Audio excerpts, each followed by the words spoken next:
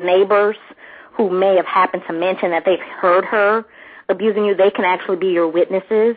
And sometimes they can leave information anonymously because some people don't want to get involved. But if you know anyone who is willing to say, hey, they've witnessed it or they've heard her do something to you, keep that information abreast and do what you've been doing, keeping in contact with Alexyss. I'm speaking for everybody else, and I'm hoping that I'm accurate. You have an extended family of brothers and sisters here. Yeah, thank you. I really appreciate you. I feel so bad for you. And I was like, oh, I don't want to tell you to run away, but I was like, I wish she was in Illinois because I would have just told you to come on and stay with me. And so you get yourself together. I know. I wanted her to leave, and she said they would not put her in foster care or a home. And that's something that, because most kids don't demand to go to foster care, and the problem that I'm having with that situation is, are they going to wait till something happens to you where you're broken or you're bleeding or you're dead, and then they're, now we want to be active about it. But she told you about it before, and that hurts my heart when people are saying, hey, well, you go back to the situation. No, she trumped up enough courage to go and open her mouth, and then you shut her down.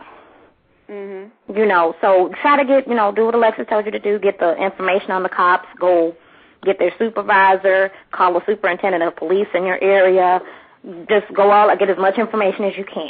But the best thing that you could do for right now, keep in contact and let everybody know what's going on. Yes, I definitely will. And thank you.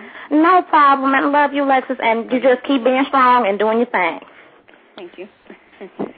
Did anybody else? All the phone lines are open. Anybody else have any questions or comments for Parrish?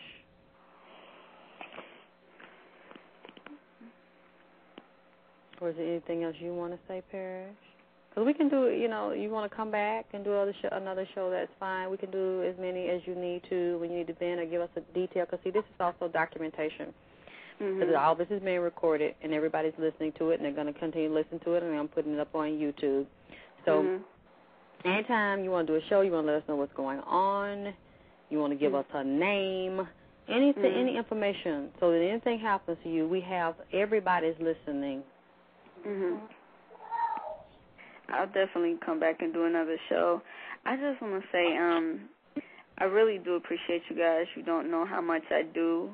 And you know the way I feel about you, Alexyss. Yeah.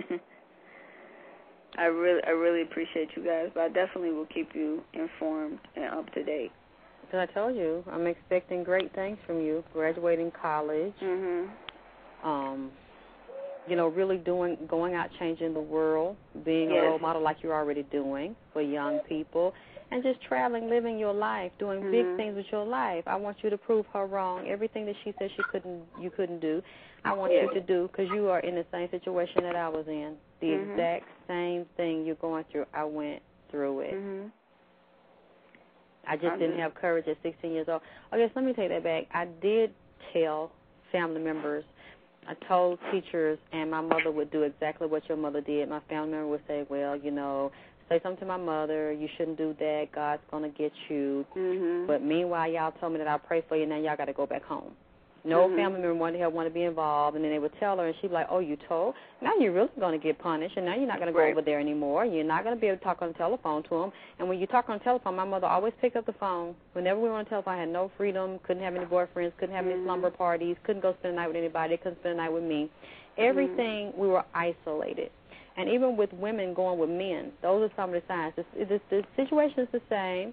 It's just instead of a child and parent relationship, you got a man and woman relationship. When men abuse women, they do the same thing. They will isolate them. They will surround them and make them feel like they need them. They're getting their support from them. You can't go anywhere. Who are you going to tell? Who's going to believe you? Where are you going to go? What are you going to do without me? If you tell people, they talk to them and they don't believe you. They believe the abuser. I see this cycle on so many different levels, and that's how I've learned it. And it helped me. I decided to stop beating myself up, because I beat myself up and put myself down for years. That's why I'm just starting to accomplish things so late, because I didn't believe. And the only thing I believed I could do was fail. Now I believe that my only option is to win. Failure is not an option. But I had to program my own self, because I didn't have people like me around me. Like you're starting to meet people like me, and now you see other people are supporting me in my effort to support you, supporting yourself. So that's why I'm, telling you these things, because you have to prove her wrong. Because what she said to you was a bunch of lies. She wants you to believe that you can fail so you can never supersede her. And what you have to realize, your mother is so low that it really doesn't take much for you to supersede her. Because one thing you can do is graduate from high school. I don't care if you graduate at home, get your GED, whatever. You can still go to college, because I got a GED, and with a GED, I'm enrolled in college. I just got to decide when in my schedule I'm going to take my ass back. So my mother would always beat me up about that, and she would get in front of her friends. She said it to my son, "Oh, your mother, she was so stupid. She couldn't even graduate from high school. She didn't even get her high school diploma." And then she said it to me in front of one of her friends, I guess a couple of years ago. "You couldn't even graduate high school, ha, ha, ha." And I'm just like, no, it wasn't that I couldn't graduate from high school, bitch.